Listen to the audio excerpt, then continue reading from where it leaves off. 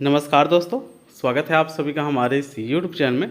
दोस्तों, इस वीडियो में हम बाल मनोविज्ञान एवं शिक्षा शास्त्र से 30 से भी अधिक क्वेश्चन लेके आए हैं, जो कि अभी शिक्षक का सहायक शिक्षक की दृष्टि से बहुत ही महत्वपूर्ण होने वाला है।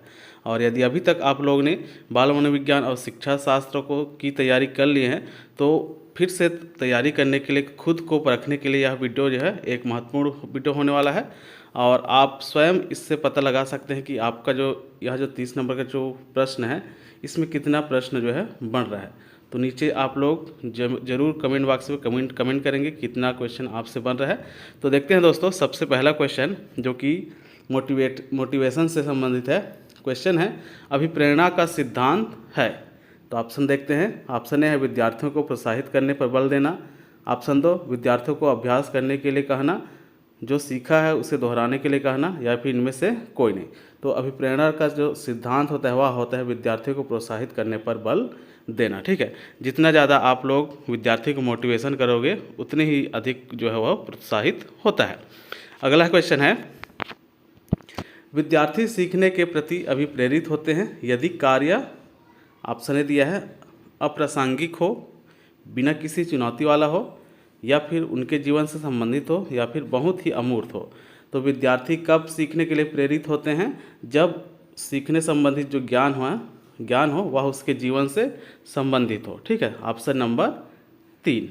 अगला क्वेश्चन है, किस प्रकार की अभिप्रेरणा उन गतिविधियों से जुड़ी है जो अपने आप में आनंददायक व संतोषजनक है? ऑप्शन देखते हैं। आंतरिक अभिप्रेरणा, दूसरा है गुण विषयक अभिप्रेरणा, तीसरा है बाह्य अभिप्रेरणा, या फिर चौथा स्थिति विषयक अभिप्रेरणा। तो जिस अभिप्रेरणा से उनकी जो बच्चे हैं उनकी गतिविधि से जुड़ी रहती है वह होती है आंतरिक अभिप्रेरणा। ठीक है, ऑप्शन नंबर 1 इसका आंसर हो जाएगा। ठीक है, अभिप्रेरणा मुख्य रूप से 2 प्रकार के होते हैं, आप सभी जानते हैं, आंतरिक अभिप्रेरणा और बाह्य अभिप्रेरणा। ठीक है, आंतरिक अभिप्रेरणा में क्या क्या आते हैं? यह व्यक्ति के अंदर की शक्ति होती है। इसके अंतर्गत जिज्ञासा, आकांक्षा का स्तर, ख्याति पाने की इच्छा आदि आते हैं। ठीक है, इसमें अभिप्रेरक, चालक तथा आवश्यकताओं को भी सम्मिलित किया जाता है। जबकि जो बाह्य अभिप्रेरणा होती है यह व्यक्ति के बाहर की शक्तियाँ होती है जो पर्यावरण से संबंध होती है। यह अभिप्रेरणा प्रोत्साहन द्वारा दी जाती है। प्रोत्साहन में आपके प्रशंसा, दोषारोपण, पुरस्कार, दंड आदि हो सकते हैं। तो अभिप्रेरणा मुख्य रूप से 2 प्रकार के होते हैं। इसके अलावा अन्य प्रकार के भी अभिप्रेरणा होते हैं, जिसमें नेगेटिव होते हैं, कुछ पॉजिटिव भी होते हैं। ठीक है, इस प्रकार से अगला क्वेश्चन है, निम्नलिखित में से कौन सा दैहिक अभिप्रेरक नहीं है? ठीक है, ऑप्शन ए है उपलब्धि, ऑप्शन 2 भूख, ऑप्शन 3 प्यास, या फिर ऑप्शन 4। तो इसमें पूछा है दैहिक अभिप्रेरक। ठीक है, तो भूख है, प्यास है और नींद है, जबकि जो उपलब्धि है यह दैहिक अभिप्रेरक नहीं होता। तो इसका आंसर हो जाएगा आपका ऑप्शन नंबर 1। इस प्रकार से अगला क्वेश्चन है, यदि एक शिक्षक कक्षा में एक छात्र को समस्याग्रस्त पाता है तो उसे क्या करना चाहिए? ऑप्शन ए, बच्चे को तत्काल घर वापस भेज देना चाहिए, नहीं। बच्चे को नज़रअंदाज करना चाहिए, बिल्कुल नहीं। बच्चे को दंड देना चाहिए, बिल्कुल नहीं। ठीक है, बच्चे को परामर्श प्रदान करना चाहिए। तो इसका जो आंसर हो जाएगा वह हो जाएगा आपका ऑप्शन नंबर 4। इसी प्रकार से अगला क्वेश्चन है, निम्नलिखित में से कौन सा समस्या समाधान में अवरोधक नहीं है? यहाँ पर अवरोधक नहीं है पूछा गया है। ठीक है, तो सबसे पहला ऑप्शन है चिंता। जी हाँ दोस्तों, चिंता समस्या समाधान में अवरोधक का कार्य करता है। नकारात्मक मानसिक वृत्ति, यह भी अवरोधक का कार्य करता है। अंतर्दृष्टि या फिर निराशा, तो निराशा भी एक अवरोधक का कार्य करता है, लेकिन जो अंतर्दृष्टि होता है वह अवरोधक का कार्य नहीं करता। और यहाँ पर अवरोधक नहीं है पूछा गया है, तो इसका आंसर हो जाएगा आपका ऑप्शन नंबर सी। अगला क्वेश्चन है, छोटे बच्चों में समाजीकरण का खालिस्तान प्राथमिक कारक होता है और खालिस्तान द्वितीयक कारक होता है। तो जो छोटे बच्चे होते हैं उसमें समाजीकरण का जो पहला कारक होता है वह होता है उसका परिवार। ठीक है, तो इसमें परिवार आ जाएगा। और जो दूसरा कारक होता है उसमें आपका आ जाएगा पुस्तकालय। तो ऑप्शन नंबर 1 इसका सही आंसर है। ठीक है, क्योंकि दोस्तों समाजीकरण का पहला कारक परिवार होता है, लेकिन दूसरा कारक जो है उसमें आपके पुस्तकालय भी होते हैं, आस पड़ोस भी होते हैं, संचार माध्यम होते हैं, धार्मिक संगठन, कानून, ये सब द्वितीय कारक में आते हैं। क्योंकि इसमें जो है परिवार पहला दिया है और पुस्तकालय दूसरा, तो इसका आंसर हो जाएगा आपका ऑप्शन नंबर 1। इसी प्रकार से अगला क्वेश्चन है, बहुत छोटे बच्चों के लिए निम्न में से कौन सी समाजीकरण की प्राथमिक संस्था है? तो इसमें प्राथमिक संस्था पूछा है, तो प्राथमिक संस्था है वह है परिवार। ठीक है, बच्चा क्या करता है, अपने परिवार से ही जो कुछ सीखता है पहले वही से सीखता है, फिर आगे आपके सिनेमा, किताबें, माता पिता का कार्यस्थल, ये सब सेकेंडरी में आएंगे। ठीक है, अगला क्वेश्चन है, खालिस्तान और खालिस्तान समाजीकरण की द्वितीयक संस्थाएं हैं। यहाँ पर द्वितीयक संस्थाएं पूछा है, तो देखते हैं कौन कौन सा है। विद्यालय, परिवार, तो यह नहीं होगा क्योंकि परिवार प्राथमिक संस्था में आ जाता है। ऑप्शन 2 है परिवार जनसंचार, यह भी नहीं होगा क्योंकि इसमें परिवार जो कि प्राथमिक संस्था है। धर्म परिवार, यहाँ भी परिवार आ गया जो कि प्राथमिक संस्था है। और अगला है विद्यालय जनसंचार, तो यहाँ पर द्वितीयक संस्था पूछा है, तो यह आपका आंसर हो जाएगा ऑप्शन नंबर 4। विद्यालय जनसंचार क्या होते हैं, समाजीकरण की द्वितीयक चरण होते हैं। अगला है, निम्नलिखित में से कौन सा समाजीकरण का कारक नहीं है? देखते हैं। ऑप्शन है समकक्ष व्यक्तियों का समूह, एक परिवार, खरीदारी या फिर पुस्तकें। तो समाजीकरण का जो कारक है वह नहीं होता, वह है आपका खरीदारी। ठीक है, ऑप्शन नंबर 3 इसका आंसर हो जाएगा। इस प्रकार से अगला क्वेश्चन है, प्राथमिक समाजीकरण की प्रक्रिया किस अवस्था से शुरू हो जाती है?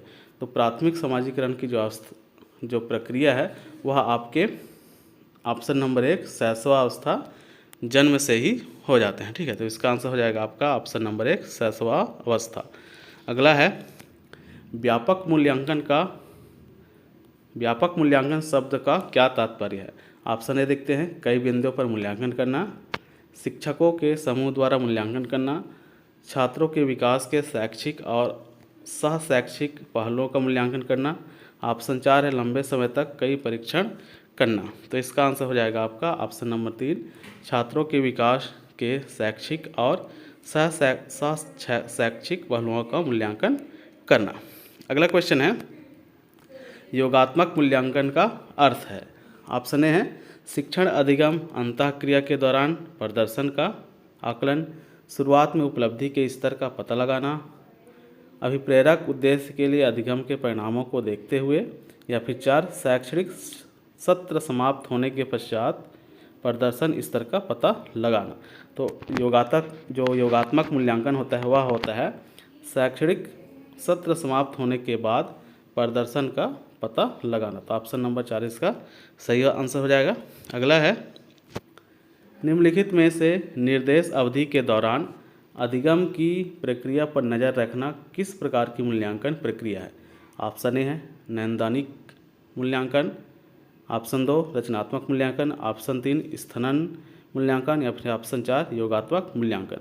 तो इसमें पूछा है निर्देश अवधि के दौरान, तो इसका जो आंसर हो जाएगा वह हो जाएगा आपका ऑप्शन नंबर 2 रचनात्मक मूल्यांकन। ठीक है, रचनात्मक मूल्यांकन क्या होता है? निर्देश अवधि के दौरान जो अधिगम का मूल्यांकन किया जाता है वह रचनात्मक मूल्यांकन होता है। अगला क्वेश्चन है, अल्बर्ट बंडूरा निम्न में से किससे संबंधित है?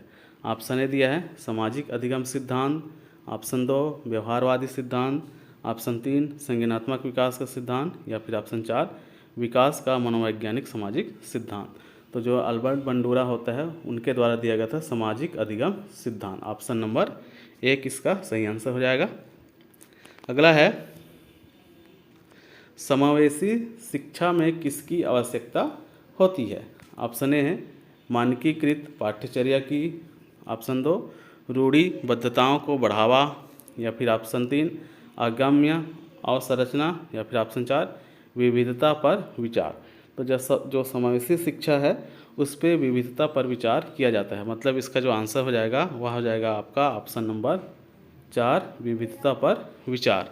ठीक है, अगला क्वेश्चन है, समावेशी शिक्षा के किस सिद्धांत पर आधारित है? जो समावेशी शिक्षा है वह किस सिद्धांत पर आधारित है पूछा गया है। तो यह आधारित है आपके ऑप्शन नंबर 2 समानता और समान अवसर पर। जो समावेशी शिक्षा है उसके अंतर्गत सभी जो बच्चे होते हैं उसको समानता और समान अवसर का अधिकार दिया जाता है। अगला क्वेश्चन है ADHD का पूर्ण रूप क्या है? तो ADHD एक प्रकार का जो है अधिगम विकार होता है, ठीक है। और इसका जो पूर्ण रूप होता है वह होता है आपका option number 3 attention deficit hyper activity disorder, ठीक है। ऑप्शन नंबर 3 इसका आंसर हो जाएगा। आइए देखते हैं जो ADHD होता है वह क्या होता है। तो जो ADHD होता है वह एक प्रकार का विकासात्मक या फिर व्यवहार संबंधी विकार है, जिसकी अनिवार्य विशेषता असावधानी, अति सक्रियता और आवेग का एक निरंतर स्वरूप होता है, जो आमतौर पर विकास के तुलनीय स्तर पर व्यक्तियों में देखा जाता है। मतलब जो ADHD होता है वह एक प्रकार का अधिगम विकार होता है। अगला क्वेश्चन है एक समावेशी कक्षा में शिक्षक की सबसे महत्वपूर्ण भूमिका है। तो ऑप्शन ए देखते हैं क्या है। यह सुनिश्चित करने की प्रत्येक बच्चे को अपनी क्षमता का एहसास करने का अवसर मिले। दूसरा है कक्षा के लिए योजना बनाना ताकि हर बच्चा उसी का गति से आगे बढ़े। ऑप्शन 3 है यह सुनिश्चित करने के लिए कि शिक्षक कक्षा को मानक निर्देश देता है। या फिर ऑप्शन 4 बच्चों के माता पिता के व्यवसाय का पता लगाना। तो इसका जो सही आंसर है वह हो जाएगा आपका ऑप्शन नंबर 1, यह सुनिश्चित करने के लिए कि प्रत्येक बच्चे को अपनी क्षमता का एहसास करने का अवसर मिले, ठीक है। अगला क्वेश्चन है बहुबुद्धि सिद्धांत का प्रतिपादन किसने किया था? तो बहुबुद्धि सिद्धांत का प्रतिपादन इसको मैंने पहले वीडियो में बताया था कि इसका जो सिद्धांत दिया था वह दिया था आपके गार्डनर नामक वैज्ञानिक ने। ऑप्शन नंबर 4, ठीक है। बहुबुद्धि सिद्धांत किसने दिया था? तो गार्डनर ने। अगला क्वेश्चन है मनुष्य में व्यक्तिक विभिन्नता के निर्धारक किससे संबंधित होते हैं?